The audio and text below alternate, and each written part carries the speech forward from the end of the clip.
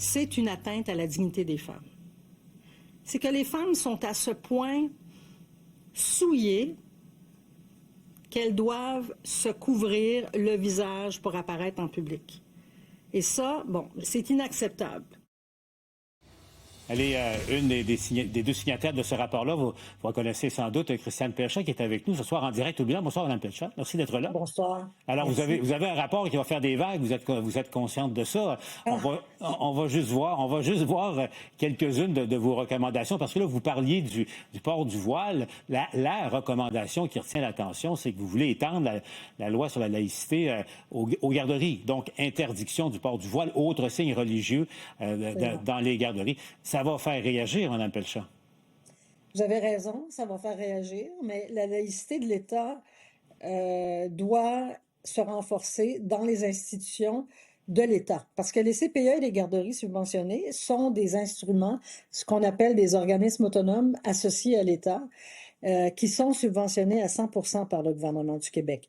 Donc, ils doivent aussi, pour pas que le gouvernement soit accusé d'être associé à une religion en vertu du principe de séparation du religieux et de la neutralité religieuse de l'État, doivent aussi, et on pense qu'ils doivent aussi se conformer à l'article 2 de la loi sur la laïcité, donc les principes de laïcité, et l'article 6 aussi de ne pas porter des signes religieux. Donc, on étend ça, c'est le cas, on le sait, dans les écoles maintenant, on étend ça dans les garderies. Mme Pelchat, je trouve le rapport et votre point de vue intéressant pour plusieurs raisons, mais entre autres, vous avez été, vous, présidente du Conseil du statut de la femme du Québec. Et vous entendez comme moi, et préalablement, dans une de vos vies antérieures, vous avez été député du Parti libéral du Québec à l'Assemblée nationale. On connaît la position du PLQ là-dessus, mais je reviens à votre rôle de défenseur, au fond, que vous avez été du statut des femmes au Québec.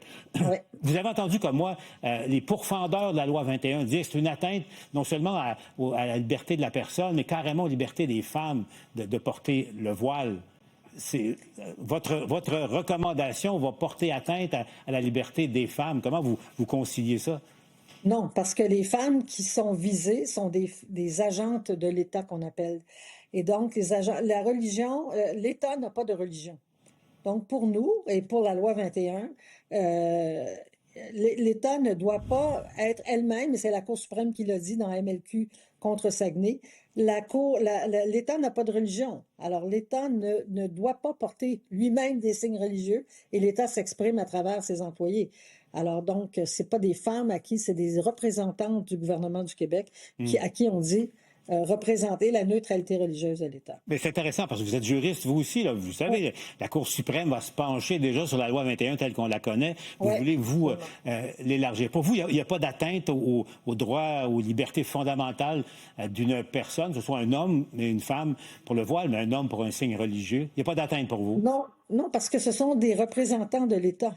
Et donc, comme représentants de l'État, ils doivent représenter la neutralité religieuse de l'État. La laïcité, c'est un mode d'organisation des relations entre l'État et la religion, et le religieux. Et les principaux porte-parole de l'État sont ses représentants. Et les personnes en autorité que seront considérés maintenant les enseignants, les éducatrices et les éducateurs en garderie, les directions aussi des garderies subventionnées et des CPE devront s'assurer de respecter la loi sur la laïcité de l'État. D'autres recommandations aussi, par exemple, la fin des subventions aux écoles privées religieuses. Professionnelles, oui. Hein? Oui, c'est ça. Ça fait longtemps qu'on en parle. Vous vous souvenez qu'on en a même parlé dans les années 90. Ça fait longtemps qu'on en parle. Alors, on suggère au gouvernement de faire une étude sur comment pouvoir se retirer du financement des écoles privées religieuses. Alors, on ne parle pas des écoles privées comme, je donne l'exemple du Collège Notre-Dame ou du Collège Charlemagne ici à Longueuil. On parle des écoles confessionnelles. Alors, c'est un choix d'être des écoles confessionnelles et l'État n'a pas à subventionner, encore une fois, la religion. De la même façon qu'on dit au gouvernement de regarder tous les exemptions fiscales qui sont données aux églises, particulièrement à la religion catholique dans ce cas-ci. Éventuellement, regarder comment se retirer, parce qu'encore une fois, on subventionne le religieux. L'État, pour respecter toutes les religions, ne doit pas subventionner une religion plutôt qu'une autre. L'autre question qui vous était soumise, on voit ça de façon épisodique de temps en temps à Montréal, essentiellement, les prières dans la rue. Oui. Ça a choqué bien du monde.